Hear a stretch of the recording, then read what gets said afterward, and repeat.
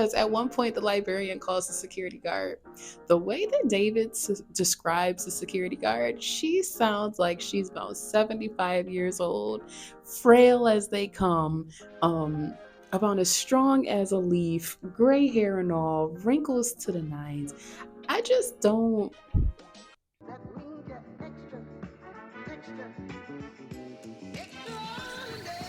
Hey you guys, I'm back with a review. This time it is not necessarily is a book review. It's more so of a review of an essay, okay? It is a book on Amazon, but it was all of 19 pages, and it's not a story. It's more so of the author telling his experience that he had. This book is titled Themes and Variations, an essay, and it is by David Sedaris. I hope I'm saying that right.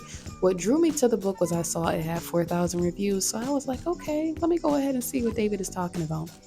Y'all, within the first like 3 pages, I literally burst out laughing because David is talking about how, when he was going and getting his books signed by these authors and stuff, and how some of the authors, they might be super excited and they might write a detailed letter out when they're signing your book. And then there's other authors who like just scribbled, their name on the book and then just pushed it along as if like it's a conveyor belt. Like they didn't even take the time to make that connection with, the readers that were in the line. And I haven't had a book release party probably since 2017. I had two in I don't know. I think that's something I would revisit when I'm further in my writing career, but it was a learning experience. It was a great experience. Shout out to everyone who supported me. All, about 20 some odd people that showed up. But I actually really appreciated it. It was great. David sees this experience of how the author is just some of these authors just don't give a damn. Like some authors really act like, I'm probably going to get on my soapbox. Some of these damn authors act like we are like their,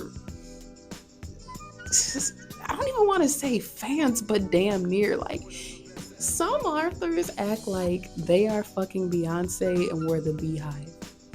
Like, ma'am, sir, I wanted to support you because I really like what you wrote. I really like what you did. But like, if I come to a book signing, the very least you can do is ask me my name, acknowledge whatever it is I'm doing or saying. That is the least you can do, okay? Don't sit here and chart me around like whatever. And that's not just in the book community. You see musicians do that stuff too. Like you'll see certain rappers or singers or whatever will sit here and treat their fans that literally have paid to finance the lifestyle that they're living at this point. They treat you like fans. So when David sat here and said that, I was like, true. Like I have witnessed that before from a distance. There's a point where David's saying too, like when I become a successful author, I'm not going to treat people like that.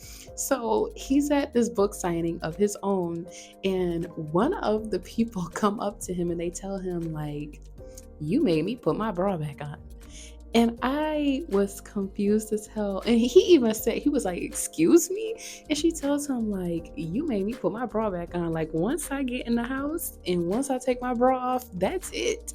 And it was so funny because the author really was damn near befuddled. I guess he didn't realize that's something that we as women do. Like, yes. And one of the ladies even sat here and said, like, when I get in the car, that's when my bra comes off. Like I don't even make it to the house. And I felt very seen in that moment because it's when I was working not from home and I had to sit here and wear a bra for 8 to 10 hours in a day, it was flung in the back seat before I could even hit the highway. Because who wants to feel those indentations and all that? I want to be free. Okay, I want it all off. So I thought it was so funny to see that. There's another part in the story, the essay, where he's discussing how he went to some event or some class or something. Basically, he was given $50 and he was told, you have to give this $50 away by whatever time on the clock, whatever. So his journey of trying to decide Who should I give this $50 to throughout the day? It is so funny how we as humans analyze people. We put judgment on people. We assume that people are potentially in better situations than they are, or they're potentially in worse situations than they are.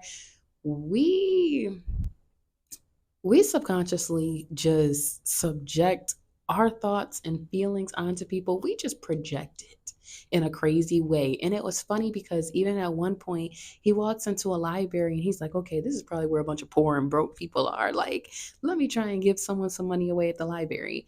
And when he walks up to the librarian and he's trying to kind of keep a low profile, explaining, like, do you know if there's anyone here that, I probably should give this $50 to, whatever. There are these two super loud students that come in and they're like, I need the $50. Give it to me. Give it to me. And I can honestly say, I don't like stuff like that either. Like, if I'm trying to be charitable, don't don't cause a scene, please. Like, I am begging you, don't cause a scene. I felt so bad. And then it was so funny too. There were so many comical points in this essay. There were so many comical points because at one point the librarian calls the security guard. The way that David describes the security guard, she sounds like she's about 75 years old, frail as they come, about as strong as a leaf, gray hair and all, wrinkles to the nines. I just I don't know what is going on with so many older people being security guards now. Like, I'm not saying like we're supposed to have like, career bias towards people, but like, all jokes aside, why do y'all keep hiring these 60, 70, 80-year-old security guards? Like, why? Because I've seen it several times in the past. Like, I feel like I've seen an influx of it in the past 6 years. Was it that I wasn't noticing as a kid? Like, I understand, like, I definitely get it. You retire and sometimes you have to go back to work. But I don't feel safe when the security guard is older than my grandmother. I just don't feel safe. I don't know. It doesn't make me feel like the building is secure. That's all I'm going to say. David has so many amazing points in this essay, in this book. If you are looking for a conversation starter, this book definitely does it, because I'm telling you, it really makes you look into yourself, and it makes you wonder, like, damn, is that really how I see people? Is that really how I judge people when I see them? And I'm thinking, like, maybe they're unfortunate, or maybe they're misfortunate, or maybe they're broke, or maybe they're poor, and really that person might have more money than you. Like, shit, look at the way Kanye walks around. Like, you can't even look at people and guess anymore. I don't know. This was a very good book. If you have not already, go ahead and hit the subscribe button. I'm coming with book reviews back to back. I'm dropping urban fiction, short stories, novellas. I guess at this point now I'm reading essays. Who would have thought? I don't know. But I definitely enjoyed it. Remorseful is out by the time you guys see this book. By the time you guys see this review, where are my words going today? This is the problem. When you work from home and when you talk on the phone all day, what time is it? By 7:30, you have no words left, okay? So I apologize. Obsessed with the Trauma Nurse probably has dropped by the time you guys see this book. And all of my books are available for 99 cents on Kindle and Amazon. Don't Look Away is coming. I think the anniversary from my book, Ready to Sex the Telemarketer, I'm pretty sure that's coming up soon too. That book was inspired by, I don't even really tell the story.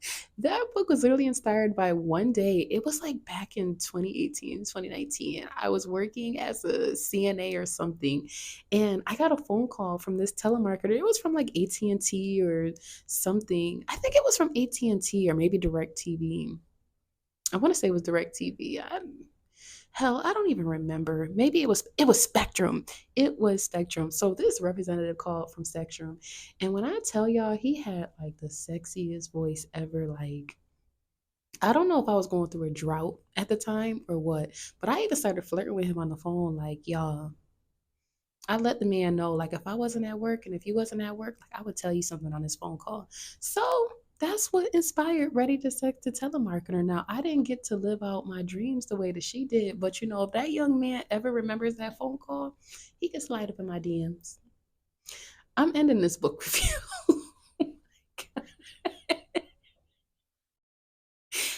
am ending this book review. You guys, thank you so much for supporting my channel, and I look forward to seeing you in the next book review. Bye.